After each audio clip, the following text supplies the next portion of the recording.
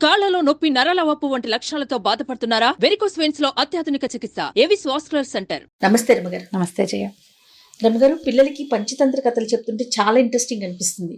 So చాలా రోజులు అవుతుంది మనం కూడా పంచతంత్ర కథలు చెప్పి. ఒక కథ పంచతంత్ర అంటే పిల్లలకి ఇంట్రెస్టింగ్ అనిపిస్తుందా, మీకు ఇంట్రెస్టింగ్? నాకు అనిపిస్తుంది చెప్పాలంటే.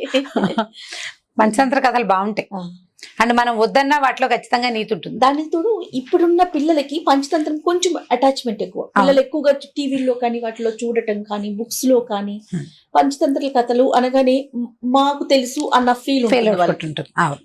అయితే చెప్దాం. పంచతంత్ర కథలు అంటే ఒకరోజు ఒక బాటసారట ఒక చెరువు పక్క నుంచి నడిచి వెళ్తున్నాడు.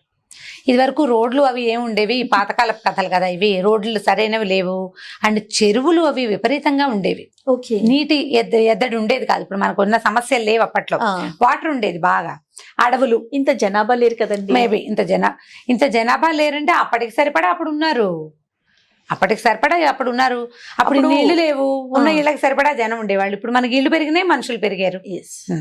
అయితే ఈ అడవులు ఒకటి ఉండేవి. ఊరికి మధ్యలో చిట్టడవులు, కారడవులు, పిన్నవో పెద్దవో ఏవో ఒక అడవులు ఉండేవి. అడవి అనేసరికల్లా కొన్ని గుంటలు పడి అక్కడ వర్షపు నీళ్ళు అవి నిలిచి కొంత జలం ఉంటే నీరు వచ్చి చెరువులు అవి ఉండేవి. ఒక చెరువు పక్క నుంచి వెళ్తున్నాడు ఈ బాటసారి. వెళ్తుంటే ఈ వెళ్ళే ఆయన బ్రాహ్మడు అనమాట. వెళ్తున్నాడు.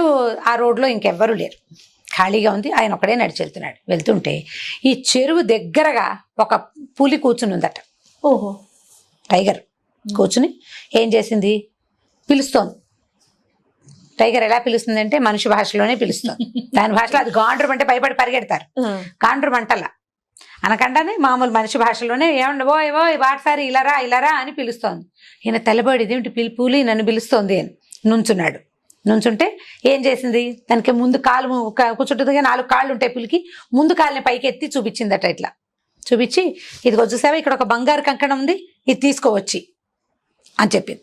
చెప్పేసరికల్లా ఈయన అన్నాడు, ఏమిటి బంగారు కంకణం నీ దగ్గర ఎక్కడిది, నీకు ఎక్కడ దొరికింది అంటే, అయ్యో నేను చాలా పాపిష్టిదాన్ని, మంచిదాన్ని కాదు నాయన. ఇదివరకు వీళ్ళని బోళ్ళు మందిని చంపాను తెలియక మాంసాహారం కోసం. అప్పుడు దొరికిన ఆభరణాలు కొన్ని నా దగ్గర ఉండిపోయినాయి. ఎప్పుడంటే మనుషులు చచ్చిపోయారు, వాళ్ళ ఒంటి మీద ఆభరణాలు పులికే కదా దక్కుతాయి. అదే దాచుకుందిట పాపం. ఇవి దాచుకున్నాను, నా దగ్గర ఉన్నాయి. నాకేమో ఇప్పుడు నేను ముసల్దాన్ని అయిపోయాను, చాలా పాపాలు చేశా. వీళ్ళని చంపేసి ఇక నేను చంపిన గొడ్లు, లేళ్లు, ఆవులు, ఎద్దులు లెక్కలేని, మనుషులు లెక్కలేదు. ఎంత పచ్చి పాపాన్ని మూట కట్టుకున్నాను నేను. ఈ పాపాన్ని పోగొట్టుకోవాలంటే సద్బ్రాహ్మణులకి దానం చేయాలని నాకు ఒకళ్ళు చెప్పారు, ఓ గురువుగారు. దాని గురువు ఎవరో మరి చెప్పారు. కాబట్టి ఇప్పుడు నేను దానం చేద్దాం అనుకుంటున్నా. ఇగో ఈ కాలికి తొడుగుని చూసావా, ఈ కంకణం నీకు ఇస్తాను. బ్రాహ్మడల్లే కనపడుతున్నావు, పేదవాడల్లే కనపడుతున్నావు, నీకు బంగారం అవసరం ఉంటుంది. అవసరంలో ఉన్నవాడికి సహాయం చేయటమే కదా దానం అంటే కదా. కొంచెమైనా పుణ్యం వస్తుంది బాగా. నాకు కొద్ది పుణ్యం కాకుండా నీకు అవసరం కూడా ఉంది కాబట్టి నాకు ఎక్కువ పుణ్యం వస్తుంది, వచ్చి ఈ కంకణం తీసుకోమంది అనేసరికల్లా, అమ్మో నువ్వు పులివి, నిన్ను ఎలా నమ్మాను, నేను నమ్మలేనంటే ఏం చెప్పిందంటే, ఈ పులి తన ముందు 2 కాళ్ళు ఎత్తి చూపించింది.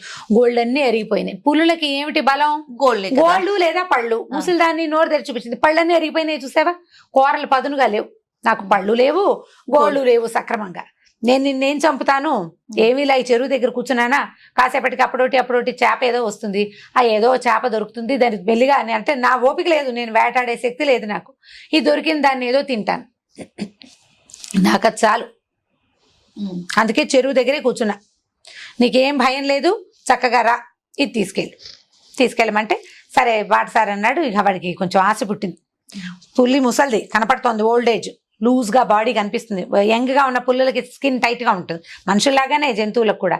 ముసలిది అయింది కనపడుతోంది, దానికి వృద్ధాప్యం వచ్చేసింది. అదేమి మీదకి పౌండ్ చేసి ఒకటారి దూకి తను ఏమైనా చేస్తుందని భయం లేదు. గోల్డ్ అరిగిపోయినాయి కనపడుతున్నాయి, పళ్ళు దానికి లేవు, కళ్ళు కూడా ఎలా కనపడుతున్నాయో అది మన మీద ఏం దూకుతుందిలే అని అనుకున్నాడు. సరే ఇవ్వమన్నాడు. సరే తీసుకుంటాను, నీకు మంచి సద్గతులు కలగాలని దేవుని ప్రార్థిస్తాను, నిన్ను ఆశీర్వదిస్తానంటే, పులంది నువ్వు పొద్దున్న నుంచి తిరిగి ఊరంతా తిరుగుతున్నట్టున్నావు, జిడ్డుగా ఉన్నావు, చక్కగా చెరువులోకి దిగి స్నానం చేయి, శుభ్రపడ్డాక నేను నీకు ఇది ఇచ్చేస్తాను, నువ్వు చక్కగా స్నానం చేసి రా. దానం తీసుకోవాలంటే స్నానం చేయాలి. నేను ఆల్రెడీ స్నానం చేశా, చెరువులో దిగి స్నానం చేసి వచ్చి కూర్చున్నాను, శుభ్రంగా వచ్చి కూర్చున్నాను.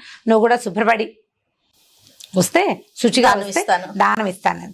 ఈసారి బ్రాహ్మడు ఏం చేశాడు, బాగానే ఉంది కదా, పులి బోళ్ళని ధర్మపన్నాలు చెప్తోంది, దీన్ని ఖచ్చితంగా నమ్మాల్సిందేనని దాని పక్క నుంచి కొంచెం అవతల నుంచి వెళ్ళి చెరువులోకి దిగాడు. ఓకే.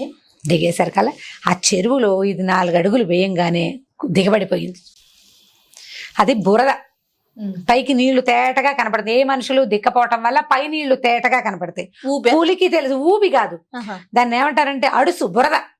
ఆ బురదలోకి కాలు పెడితే జారిపోతుంది కానీ ఊతంగా ఉండి బయటికి రాలేము. రెండో మనిషి ఉండాలి మనని బయట నుంచి లాగాలంటే. బురదలో దిగబడిపోయాడు. ఈ చిక్కడిపోయిన వాడి దగ్గరికి పులి చక్కగా ఆ కంకణం తీసింది, చేతి నుంచి పక్కన పెట్టింది. వాడి దగ్గరకు వచ్చి పటా పటా 4 దెబ్బలు వేసింది. వాడు పడిపోగానే బయటికి లాక్కొచ్చుకుని తాపీగా కూర్చుని భుజించి మళ్ళీ కంకణం తొడుక్కుని కూర్చుంది. సింపుల్ గా. అంటే ఈ మనిషి వెనకాల పడింది అనుకో, వాడు పరిగెడతాడు, వాడు కేకలు పెడతాడు, పులి ఉందని అందరికి ఊళ్ళో వాళ్ళకి చెప్పేస్తాడు. వాడంత స్పీడ్ గా ఇది పరిగెత్తలేదు, వృద్ధాప్యం. ఇప్పుడు బురదలో దిగిన మనిషి ఇక కదలలేడు. వాడు అరిచి కేకలు పెట్టిన చెరువు లోతుగా ఉంటుంది. ఈ లోతులో నుంచి అరిచినా ఎవరికి వినపడదు. ముందు పరిగెత్తలేడు, వాడు పారిపోలేడు. దీనికి దొరికిపోయాడు. 2 దెబ్బలు. పైగా పులి ఎంత ముసలిదైనా దాని చెయ్యి బల 300-400 కిలోలు ఉంటుంది. 2 దెబ్బలు పడేసరికల్లా భయంతో చచ్చిపోతున్నానన్న భీతితోటి ముందే వాడికి స్పృహ తప్పిపోతుంది. చక్కగా 2 దెబ్బలు కొట్టి దాన్ని అలాగా బయటికి వాడిని లాక్కొచ్చుకుని తాపీగా తినేసింది. ఓ వారం దాకా ఆహారం సరిపోతుంది, బ్రాహ్మడు పుష్టిగా ఉన్నాడు అనుకుని వారం రోజులు చెరువు దగ్గరే విశ్రాంతి తీసుకుని ఆ కంకణం తొడుక్కుని కూర్చుని ఉంటుంది. మళ్ళీ ఎవడైనా వస్తే పిలుస్తుంది, దొరికిన వాడు దొరుకుతాడు. సేమ్ ఇలాగే. కాబట్టి పిల్లలకి ఏం చెప్పాలంటే, వాడెవడో మనకు తెలియనప్పుడు, అంటే వ్యక్తుల తాలూకు తత్వాలు తెలియకుండా వాళ్ళ దగ్గరికి ఏ గిఫ్ట్లు తీసుకోవడానికి వెళ్ళకూడదు. మామూలుగా మనం చాక్లెట్లు ఇస్తామంటే ఎవరి దగ్గరికి వెళ్ళొద్దని అదని చెప్తాం. ఇప్పుడు పిల్లలకి ఏంటంటే చాక్లెట్లు అవి కాకుండా గేమ్స్, ఫోన్లు చూపించడం. చిన్న పిల్లల్ని అబ్యూస్ చేయడం ఇవాళ రేపు బాగా చూస్తున్నాం. ఈ అబ్యూస్ అయ్యే పిల్లలంతా ఈ ఫోన్లకే అట్రాక్ట్ అయిపోతారు. ఆ ఫోన్లో ఏదో గేమ్ ఉంటుంది, 2 రోజులు పక్కింటి వాడో పైవాడో ఎవరో తెలిసిన వాడో బిల్డింగ్ లోకి వచ్చే వాళ్ళు చూపిస్తారు, గేమ్కి వాళ్ళ దగ్గర చేరతారు. 2 రోజులు 3 రోజులు అయ్యాక 4వ రోజున పిల్లల్ని నమ్మించేస్తారు వాళ్ళు. కాబట్టి ఇలా కొత్త వాళ్ళ దగ్గరికి అస్సలు వెళ్ళకూడదు, ఆడపిల్లలైనా మగ పిల్లలైనా. మా దగ్గర జయ అంటే మరి ఇలా ఈ సందర్భంలో ఈ 2 సెంటెన్సులు చెప్పచ్చు అనుకున్నా. 5 years దాటాక ఆడపిల్లల్ని ఎవరిని ఎత్తుకొని ఇచ్చేవాళ్ళు కాదు. 5-6 ఏళ్ళు దాటి పిల్ల కొంచెం అంత మాత్రం అయితే నాన్న దగ్గర పర్వాలేదు, ఎవరి దగ్గరికి వెళ్ళకూడదు. కజిన్స్ దగ్గరికి, ఎవరి దగ్గరికి మీద చేతులు వేయటానికి ఒప్పుకునేవాళ్ళు కాదు పెద్దవాళ్ళు. ఎందుకంత ఆనుకొని కూర్చుంటావో ఆనుకోవద్దు, యువతలు కూర్చోమని ముట్టుకొని ఇచ్చేవాళ్ళు కాదు. ఈ ముట్టుకొని ఇవ్వకపోవటం వల్ల ఎవరైనా ముట్టుకుంటే అది తప్పు అనే భావన వస్తుంది, వాళ్ళు వెంటనే తల్లికి చెప్పేస్తారు.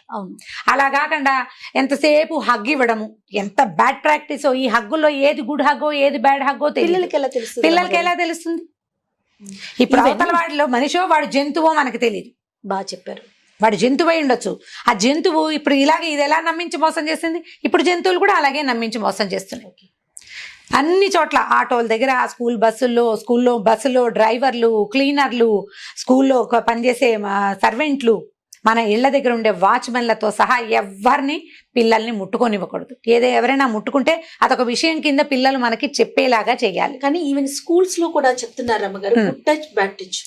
చిన్న పిల్లలకి అంటే ఫస్ట్ క్లాస్ చదివే పిల్లలకి కూడా ఏది గుడ్ టచ్ ఏది బ్యాడ్ టచ్ నేర్పిస్తున్నారు. అది ఒకటి చాలా బాగుంది. అంటే ఇప్పుడు వచ్చిన పరిస్థితులను బట్టి చెప్పాల్సి వస్తుంది. మనమేం చెయ్యాలంటే ఇంట్లో కూడా మదరే కాదు, ఫాదర్, నాయనమ్మలు, మామయ్యల దగ్గర వాళ్ళ దగ్గర పడుకోబెట్టడం, ఎవరి దగ్గరైనా పిల్లల్ని వదిలిపెట్టడం, ఆడైనా మొగైనా పిల్లలకి సెపరేట్ బెడ్స్ ఉండాలి. వేరే వాళ్ళు ముట్టుకునే పరిస్థితిని రానివ్వకూడదు.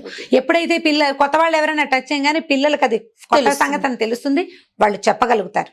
ఇప్పుడు ఇలాగా అజ్ఞాతంగా అంటే దాని గుణం తెలియకుండా అది పులని తెలుసు, పళ్ళు లేవు గోళ్ళు లేవని నమ్మితే ఒక మనిషి వృధాగా పోయాడు. కాబట్టి ఎప్పుడు నమ్మకూడదు. అవతల వాళ్ళు ప్రమాదకారులు అని తెలిసినప్పుడు నమ్మకూడదు. అవునో కాదో తెలియనప్పుడు ఈ రోజు ఎవడు ప్రమాదకారో ఎవడు జంతువో మనకు అసలు తెలియదు. ప్రతి మనిషిని జంతువు కింద సస్పెక్ట్ చేయవలసిన రోజులే వచ్చినాయి. మన దౌర్భాగ్యం ఇది. అంతే. ఇలాంటి పరిస్థితి నిజానికి అసలు ఎవరికి రాకూడదు. మనకు వచ్చేసింది, మనుషులకు వచ్చింది. జంతువుల్లో ఈ భయం ఉండదు, ప్రాణభీతి ఉంటుంది అంతే. వాటికి ప్రాణభీతి ఉంటుంది, ఇంకే భీతి లేదు. మనకు అన్ని భీతులే, వీళ్ళు ఏం చేస్తారో తెలియదు మనని.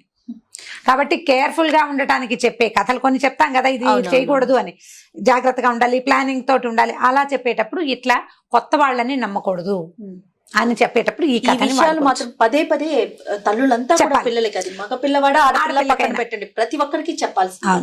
Right, thank you so much రమ్మ గారు. ఓకే జయ. ఈ వీడియో కనుక మీకు నచ్చినట్లయితే లైక్ చేయండి, షేర్ చేయండి. మరిన్ని వీడియోస్ కోసం మా ఛానల్ ని సబ్స్క్రైబ్ చేసుకోండి.